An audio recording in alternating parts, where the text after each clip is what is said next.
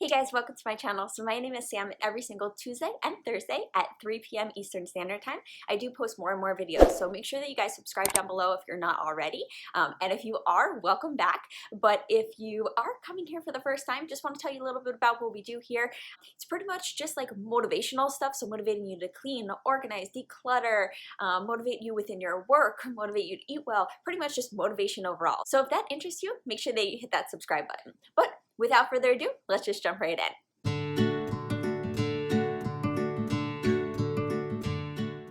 So today's video is super highly requested, and it's how do you get your partner on board with minimalism? So maybe you're watching this and you're a minimalist and your partner is maybe a hoarder, maybe to the extreme, or maybe your partner just doesn't like to get rid of things and you feel like there's too much clutter in your house. So how do you get them on board? Maybe you've already tried to have the conversation with them, just sit them down and be like, hey, can we get rid of some of these things? And maybe they don't want to part with things. So that's what we're going to talk about here. How do you get them to start parting with things? And how do you even initiate that conversation if you haven't already had that conversation? So the first tip is most of the time when we have the conversation with our spouse, it's under frustration because that conversation comes up when you're like opening up a drawer. Maybe you can't open it because there's just too much stuff in it. Or maybe you're going around the kitchen and you're like, oh my God, I just can't find this can opener. There's just too much stuff in this house. I can't find it. I don't know what drawer it's in. And then you get frustrated and you're like, babe, we need to get rid of this stuff. There's too much stuff, and you kind of get that frustration.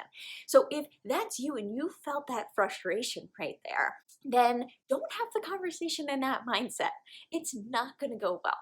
Have the conversation when you're a little bit more level-headed, when you're like, okay, I know that we need to get rid of things, and then just be like, I don't know, maybe on a casual dinner out, or maybe if you think that that might ruin a dinner out, maybe just a casual night in, just watching a movie or something like that, and just be like, hey babe, maybe we could do a little bit of spring cleaning next weekend or something. And then when you do the spring cleaning, just super casual, make it, I don't know, fun situation, have some music playing, have things like that, and then be like, oh babe, do you need this anymore? Maybe we could get rid of it. Or maybe also do the approach of, instead of getting rid of things, because sometimes just that mindset of like, hey, let's throw this out or let's get rid of things, those words don't condone well for someone that doesn't want to get rid of things. Say something along the lines of like, hey, I know so-and-so was looking for one of these. Maybe we could give this to them. I know that we don't use it really anymore. And then maybe that will kind of open up that mindset of like, oh, okay, maybe I don't use this, but someone else could be like, having a use for it. And that will open up that conversation to start getting rid of things and not just throw it out, but give it to someone that's going to actually use it. So another tip that I have is just starting with your own space. Then go on to shared spaces within the house. Because if, let's say, you have your own office or you have your own area in the house that is specific to like your space, by you becoming a minimalist in that area and purging the items in that area, then your significant other might realize like, oh wow, this is really nice. It looks really clean in here. It looks really, I don't know, nice and cozy. And they might then start getting kind of jumping on that bandwagon too and being like, huh, maybe I should do that. Maybe I should do that to my space. Or they might even ask you like, I don't know how to do that, but can you help me make my space look like that? And it might help. Now, they might not have that mindset, but at least it's kind of starting making your space look nice, and then you could go over to the shared spaces. Now, with the shared spaces, sometimes it's hard to get your spouse on board because a lot of times it's really hard for a person that's a hoarder or someone that's not a minimalist to say, I'm going to get rid of things. And that's kind of what we talked about before a little bit, but this next tip is going to really help to get them on board without even knowing that they're starting to become a minimalist. So another tip that I suggest is don't just try and get rid of everything all at once, because to someone that is a hoarder or someone that's not a minimalist, that might seem super overwhelming. So what I suggest is don't even get rid of anything. Now that might seem counterintuitive. You might be like, okay, how could I get them on board with minimalism and have them not throw anything out? Well, this is what I suggest. On your own, let's say you're cleaning. Let's say you're trying to purge things in your house. If you notice that your spouse does not use certain items, put them in a storage box. You're not getting rid of them. You're not throwing out their stuff, but you're just putting it in a storage box. Now put it in maybe an attic, maybe a crawl space, maybe a basement, anywhere that you can easily access it, but it's not cluttering up your living room, your kitchen, the spaces that you use on an everyday basis. And then if your spouse says, oh, hey babe, do you know where XYZ is? I haven't been able to find it. You'll be like, oh yeah, oops, well, at least I didn't throw it out. And then you could go ahead and you could find that item and then bring it back to the space. But then at least you know that they value that item and they're going to use that item before you kind of purge things and before you get rid of it. Because minimalism is all about just using what brings you value. And you can't decide what brings someone else value. They only can do it. But if they're not in the right mindset where they want to start becoming a minimalist, this will kind of help kind of prime them to start becoming a minimalist. Because if you start clearing out the house and there becomes less things, but they don't miss those things, then clearly they didn't bring them value. You could set like a threshold. Say like if there is 6 months and they didn't use this item in the box, let's think about getting rid of it.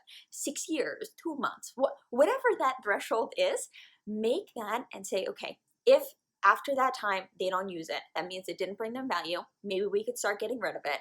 Or maybe that will just start the conversation. Now you can have the conversation with your spouse and say, hey, you didn't use these items in XYZ time, so maybe it's a sense that we could start getting rid of things. Now also, a lot of us that are going through this minimalism journey have been there in the non-minimalistic sector before.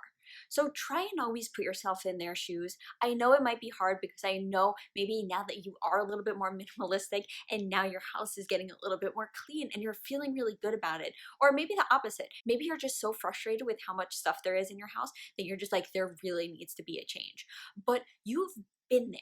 You've been in their shoes where maybe you didn't want to get rid of things. You've been in their shoes where you felt, no, I do need this item, or this is a just in case item, or whatever. And if you're curious about that, I will link a video up here. But regardless, you've been in that situation probably. So make sure that you really take that mindset into consideration when you're trying to push this on them. Maybe they're not ready to get rid of things yet. Maybe they're in that stage that you were 6 months ago, 12 years ago, whatever. But try and think back, and I think that that would really help you kind of prime that conversation, being like, I was there once, I know what you're feeling, but now I feel so much better. And I feel like if we both get on board, then it's going to be like a power couple right here. We're going to kill this. Our house is going to be super clean. We're not going to be kind of even talk about like the benefits. We're not going to be kind of running around the house when we want to have company over, or you're not going to be tripping over things when you come through that door home from work, or you're not going to have to spend extra time cleaning because things are, going to be cleaner in the house naturally because there's less things in the house, so even just talking about all those benefits to your spouse and telling them that, maybe they didn't even realize that, and maybe just having that sit down conversation. Now, obviously, if you already had that conversation, some of those other tips that I mentioned are definitely going to be super, super helpful, but I highly suggest to give these a whirl. Those are just a couple tips that I have to kind of help get your spouse on board. Let me know if you guys do any of these or if you've already have done these. Because if you've already done these, I'd love to hear about that, see kind of how it worked for you to get your spouse on board. But I'm really, really excited for you guys to get your spouse on board, for you guys to start as a household becoming a more minimalistic mindset, because trust me, it will help in the end. All right, so with that being said, thanks guys for watching, and I'll see you guys next time.